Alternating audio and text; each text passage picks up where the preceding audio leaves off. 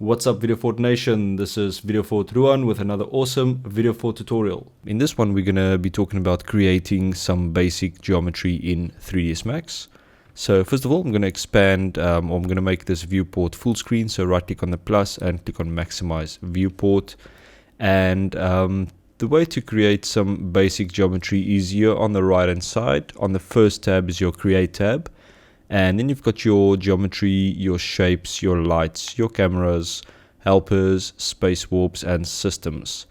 So we're just going to look at the geometry tab for now. So if you click on this little sphere, you'll get box, sphere, cylinder, and all these objects. This is under your standard primitives. And if you click on box and you drag out and you release and you drag up, that will create a very basic box. So let's delete that by just pressing delete on your keyboard, and let's click on sphere and then just click anywhere, drag and then release. That will create a sphere. Let's delete that. You can also, let's create a cylinder. So click, drag, release and click again.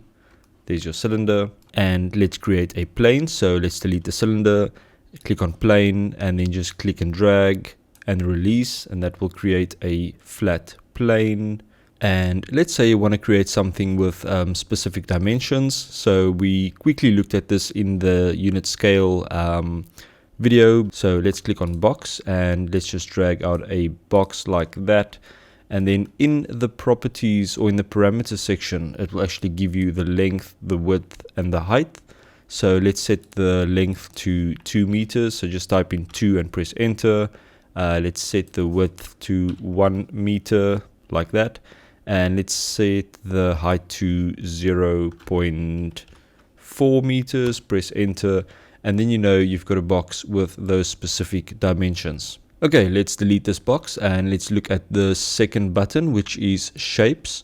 So under shapes, you've got your line, circles, arc, n-gon, text, and all of those things. So let's start with line. So click on line and then you can just click a couple of times and that will create a normal line shape. And then if you close the shape, it will ask you, do you want to close the spline? Click on yes, and that will just create a very flat basic line object, which is not renderable, so you can't really render this. You need to extrude this, but we'll get to that in a later stage as well. So let's delete that. Same with circle. So click on circle and then you can just click and drag, and that will just create a line, a normal line shape circle for you. Let's delete that. Let's look at text quickly. So text, and just click anywhere. Let's just zoom out here a bit and just rotate around. And then you can actually type something in here. So let's just type VFX, and that will create that text line for you as well. Let's just go back to the properties, and you can also change the font here. So you can go through your different fonts in that area, and let's set it back to Arial. And you can set your size and your all these other text, normal text options. Okay, let's say we want to extrude the text. I'm not really going to go into detail about extruding, etc. for now, but let me just quickly show you guys. So with your text selected, click on the modifier list drop down here, and let's go to extrude, and then you can up the amount of extrusion, and that will basically extrude your text so that you can render it. So let's just set that down to, let's say 0.5, and there you go. So then you actually give your normal shape layer some depth so that you can render that. So let's delete that and let's go back to the create panel. Let's go back to geometry, and one more thing that I didn't show you here is the teapot. Really cool. So you can create a teapot, and let's just create something like a sphere quickly. So let's set up a sphere. If you look at the parameters of that sphere, you'll get your radius. So you can set this to say 1 meter radius. Then you've got a perfect 1 meter radius sphere. And then you'll see it's got a segments section as well.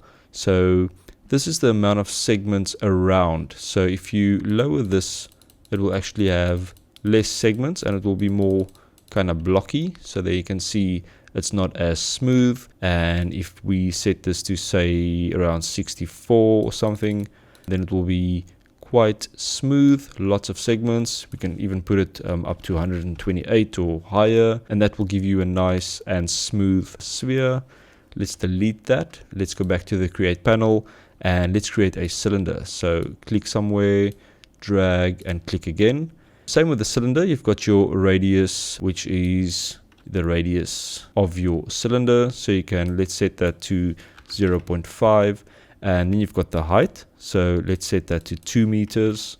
And then you've got your height segments. So if you up this will increase the amount of segments upwards. So later on when you get to edit these objects, then I'll tell you why this is very important.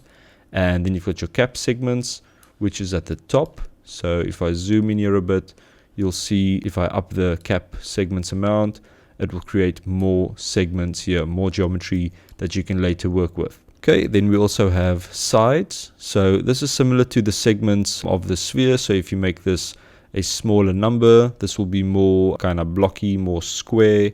And if you make this number higher, it will give you a smoother object. So if you set this to say 128, you'll have a nice and round, smooth cylinder. Okay, so let's delete that. Let's go back to our create panel and let's maybe try and create a plane as well.